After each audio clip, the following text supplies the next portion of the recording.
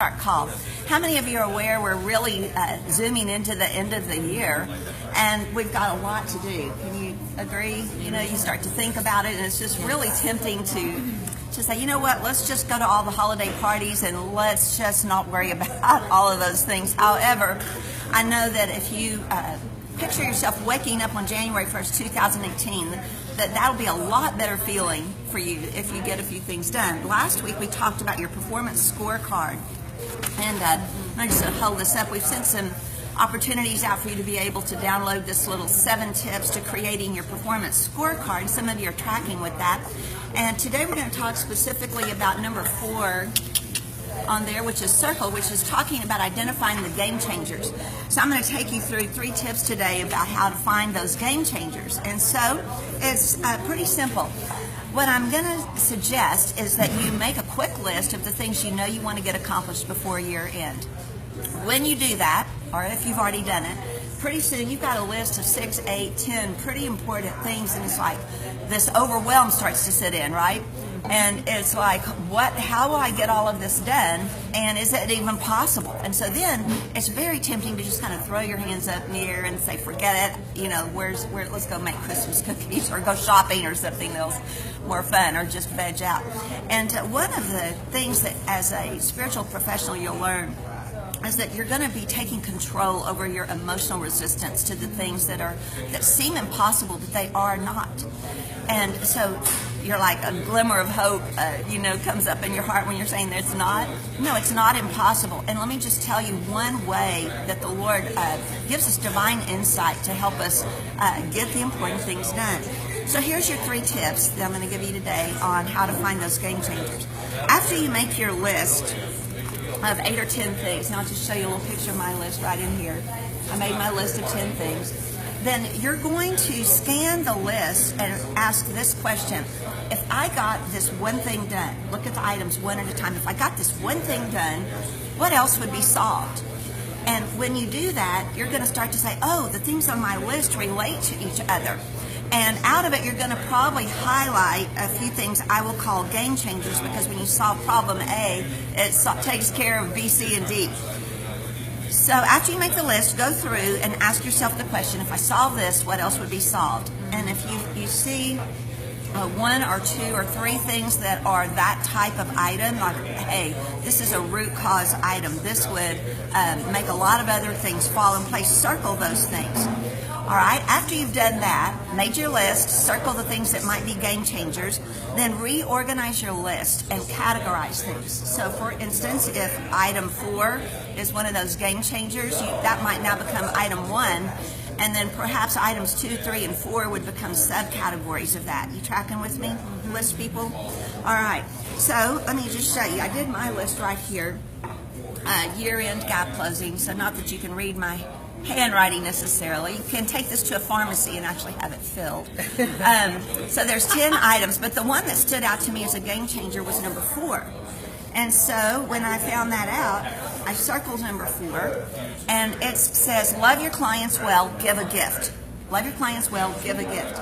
So when I reorganize my list with that at the top, there's probably 3 or 4 of these other things that come under that, and then it all becomes doable. The synergy comes in, and it's not so daunting. A lot of times we stop just at the sheer size of the list, the sheer number of things on the list, or the sheer magnitude of some of those things. And so I'm going to ask you today to begin asking the Lord to help you see the game-changing items on your list. Now that can't happen unless you've made a list, right? And so your 3 tips are: make the list, go through and ask the question, if I solve this, what else would be solved? Circle those game changer items, then reprioritize your list, then get started. Now, I'm going to tell you that it's not over at that point. At that point, you've got some synergy building and some momentum building, and it's going to energize you.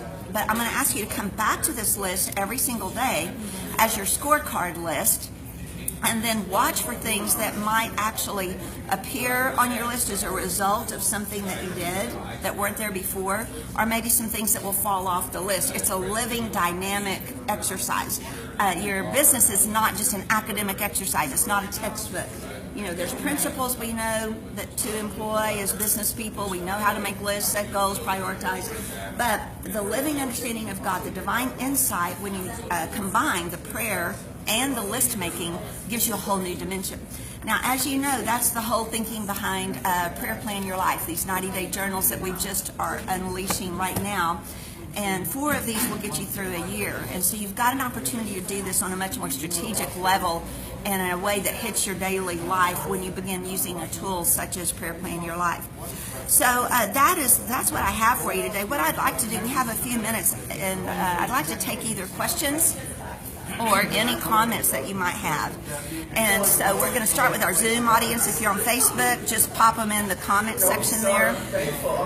And have you done this? What seems confusing for this? Anything?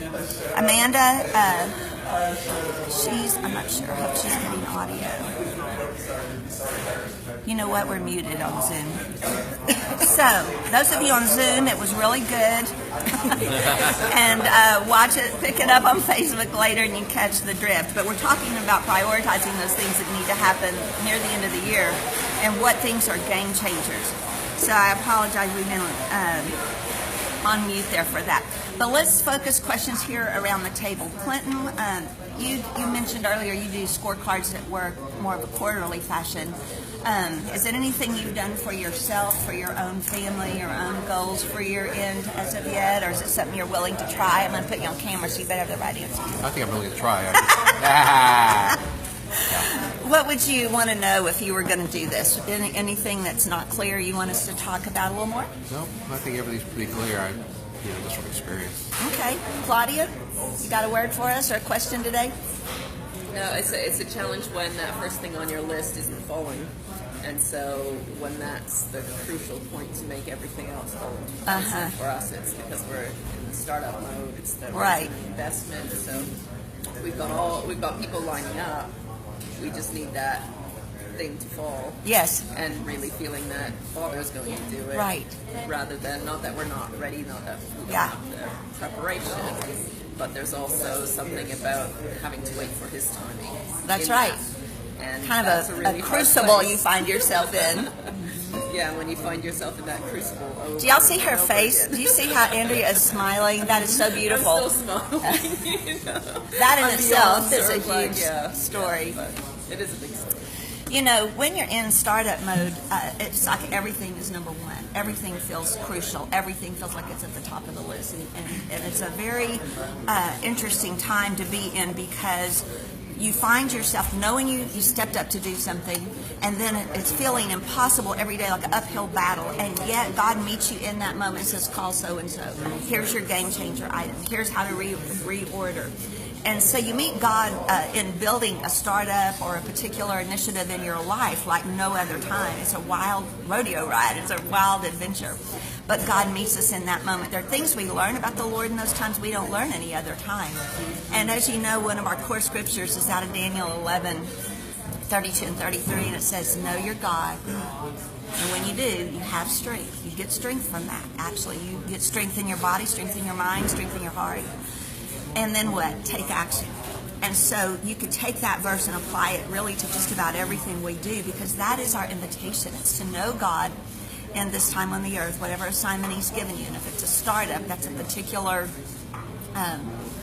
avenue of getting to know God, because it's very heady, it's very risky, it's very exciting, it's very tantalizing in many ways, but it's kind of like tantalizing and fearful all at the same time. The only way you can do that together is to bring that into a Daniel 11:32 and 33 experience. So God bless and keep you. I would encourage you, if you haven't downloaded the 7 P's for developing your performance scorecard, if you want that, we'll put the download on our Facebook for that. Find your game changers and press in, because right now you've got a choice to make. You can coast and have an okay ending to the year, or you can really hammer down on the game changers, reorganize your list, let it be a living, dynamic exercise with the Lord, and finish in a much better place than you imagined at the end of the year. So God bless you. We will see you next week.